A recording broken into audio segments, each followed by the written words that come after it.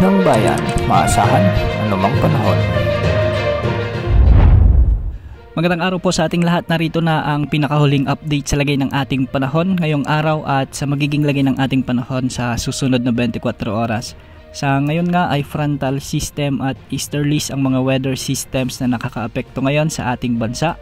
At ito yung mga magdadala ng mga maulap na papawirin na may mga kalat-kalat na pag-ulan at thunderstorms.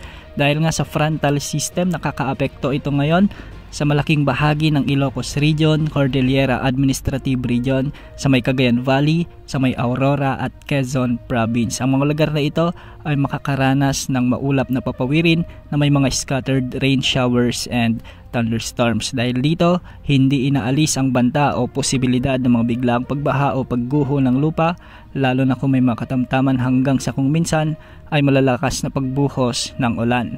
Sa mga nagtatanong kung ano ang frontal system, ito ang salubungan na mainit at malamig na hangin kaya nagkakaroon ng moisture at nagiging mga pag-ulan. Samantala, umiiral naman muli ang Intertropical Convergence Zone o ITCZ sa malaking bahagi ng Mindanao kasama na ang Southern Leyte. Ang Intertropical Convergence Zone naman ay ang salubungan ng mga hangin mula Northern at Southern Hemispheres na siyang nagdudulot naman ng mga pag-ulan at dito rin nagiging breeding ground ng mga low pressure area.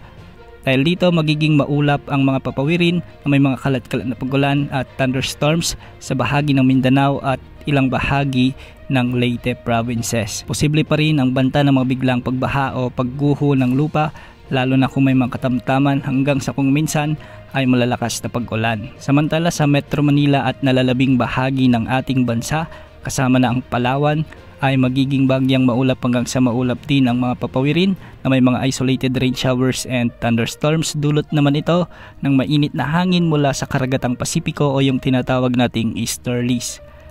Hindi rin inaalis ang banta ng mga biglang pagbaha o pagguho ng lupa lalo na kung may mga umiiral na severe thunderstorms. Sa kasalukuyan ay wala namang nakataas na gale warning sa anumang baybaying sakop ng ating bansa, ngunit ang mga pag-alon sa Northern Luzon ay posibleng umabot hanggang 1.5 meters at sa nalalabing baybayin ng bansa ay posible namang umabot hanggang 1.5 meters. Sa kasalukuyan ay may minomonitor tayong cloud cluster sa timog silangan ng Mindanao. At sa mga susunod na araw ay posible itong mabuo bilang low pressure area. Dahil nga may umiiral na Intertropical Convergence Zone o ITCZ, posible ang pamumuo ng LPA sa lugar na ito. Ayon naman sa latest Tropical Cyclone Threat Potential Forecast ng Pag-asa, sa susunod na linggo ay posibleng may mabuong LPA sa timog silang bahagi ng Philippine Area of Responsibility at kikilos ito papalapit ng silangang bahagi ng Mindanao, Visayas at Southern Luzon. Sa ngayon mababa naman ang tsansa na ito ay mabuo bilang isang bagyo. Sa ikalawang linggo naman ng pagtaya ng Pag-asa ay nananatiling mababa ang tsansa na mabuo ang LPA na ito bilang isang bagyo habang kumikilos papuntang West Philippine Sea. Bukas saan pa rin ang pag-iral ng easterlies at ITCZ sa ating bansa. Yan ang update sa lagay ng panahon. Ito pong weather update ng bayan, maasahan anumang panahon.